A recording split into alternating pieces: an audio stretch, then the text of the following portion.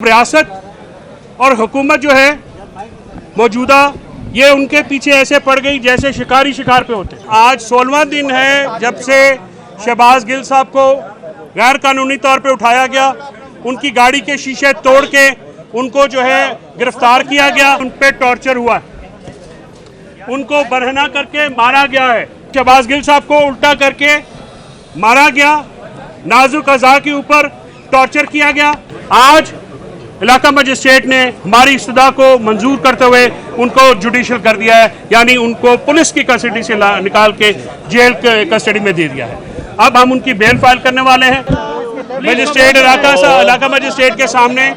आज 16वां दिन है जब से शहबाज गिल साहब को गैर कानूनी तौर पे उठाया गया, उनकी गाड़ी के शीशे तोड़ के उनको जो है गिरफ्तार किया गया और उसके बाद उनको मुख्तलिफ जगहों पे रखा गया।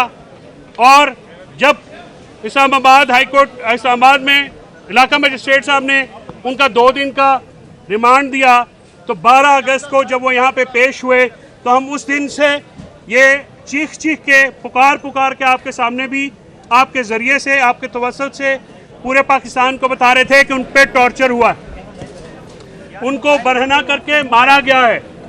जो हम सेक्सुअल असॉल्ट की लफ्ज़ इस्तेमाल करते हैं उसका मतलब ये है कि उनको बिल्कुल उनके जिस तरह से जमील फारूकी साहब ने शिकायत की, इसी तरह शहबाज गिल साहब को उल्टा करके मारा गया, नाजुक अज़ा के ऊपर टॉर्चर किया गया।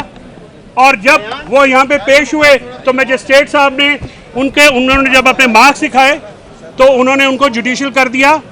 जब रियासत और हुकूमत जो है मौजूदा, ये उनके पीछे ऐसे पड़ गई जैसे शिकारी शिकार पे होते। उन्होंने उनको जेल में, ये भी एक बहुत बड़ी ब्लेसिंग है कि इतने प्रेशर के बावजूद, इतनी जोर आजमाई के बावजूद जेल के डॉक्टर ने उन्होंने वहाँ पे जो टॉर्चर के निशानात थे वो जेल के रिकॉर्ड पे लाए।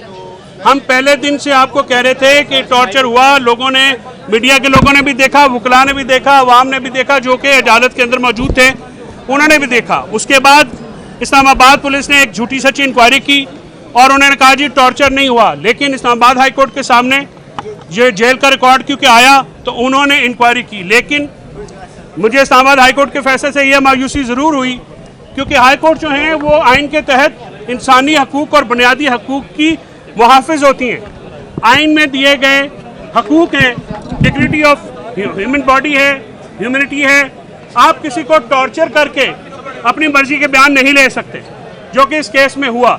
लेकिन फिर भी 2 दिन का जो रिमांड वो एक्सटेंड हुआ। लेकिन अल्लाह का शुक्र है, मैं इलाका मजिस्ट्रेट इस्लामाबाद, पहले वाले भी, और आज मैं नाम नहीं लेता क्योंकि जुडिशरी का नाम नहीं लेना चाहिए, उन्होंने जो करेज मस्टर किया, जो जुर्रत का मुजाहरा किया है, मैं सुपीरियर कोर्ट्स के जो ऑनरेबल जजेस हैं उनसे भी एक्सपेक्ट करता हूं कि वो उसी करेज का मुजाहरा करें और जब इंसानी हकूक़ और बुनियादी हकूक़ का मसला है तो उसके ऊपर वो खड़े हों।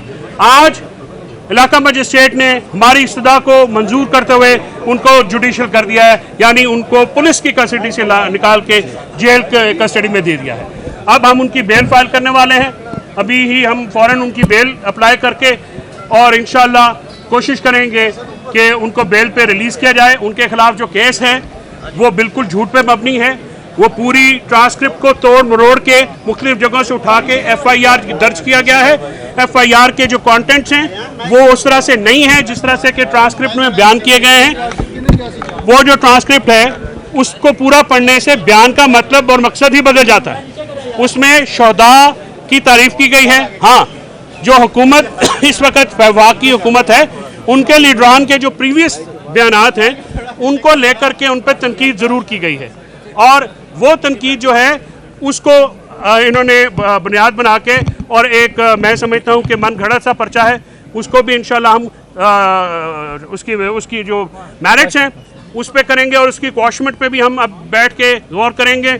मैं यहाँ पे ILF की टीम, मेरी अपने जो दोस्त अहबाब जो यहाँ पे इकट्ठे हुए, तमाम अवाम का जिन्होंने शहबाज साहब के लिए अब दुआएं की, उनका भी शुक्रिया अदा करता हूँ। और मैं एक और बात यहाँ पे ज़रूर आज कहना चाहता हूँ कि ये शहबाज गिल स्पेसिफिक नहीं है, कस्टोडियल टॉर्चर जो ये बीमारी है, ये जो लानत है, ये पूरे एक मुआशरे की बीमारी है। इससे पहले भी हमारे सहाफ़ी, हमारे वकला, हमारे आम लोग इसका शिकार हो चुके हैं। अब मैं ये जो इस्लामाबाद हाई कोर्ट का ऑर्डर है, इसको मैं सुप्रीम कोर्ट में चैलेंज करने जा रहा हूँ ऑन दिस प्लेन के जब कस्टोडियल टॉर्चर की बात आ जाती है तो फिर बाकी मामला पीछे चले जाते हैं। हमें मिन हैसुल माशरा, मिन हैसुल सोसाइटी और मिन हैसुल कौम कस्टोडियल टॉर्चर को डिस्करेज करना चाहिए और इसके लिए अपना खड़े होकर काम करना चाहिए। मैं मानता हूँ कि जो माजी की गलतियाँ हुई, लोग नहीं खड़े हुए तो ये मामलात आज आए, लेकिन अगर माजी में कोई नहीं खड़ा हुआ तो इसका ये मतलब नहीं है कि आज ना खड़ा हुआ जाए।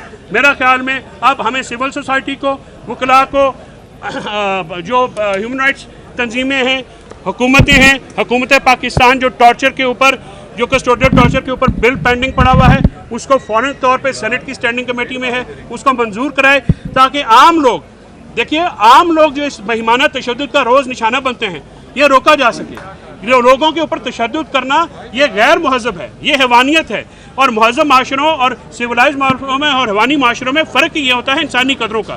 तो मैं आज बहुत शुक्रिया अदा करता हूँ अपने तमाम लॉयर्स का जिन्होंने यहाँ पे आए वक्तन फ़वक्तन, और मीडिया का ख़ास तौर जिस तरह से आप लोगों ने इस खसूसी तौर पे जो टॉर्चर का मामला है, उसकी ह्यूमन राइट्स का मामला है, जिस तरह से आपने और यूट्यूबर्स ने लोगों तक पहुँचाया, मैं बहुत मशकूर हूँ। और इंशाअल्लाह आइन और कानून के दायरे में रहते हुए हम इसकी इंक्वायरी भी पूरी कराएंगे।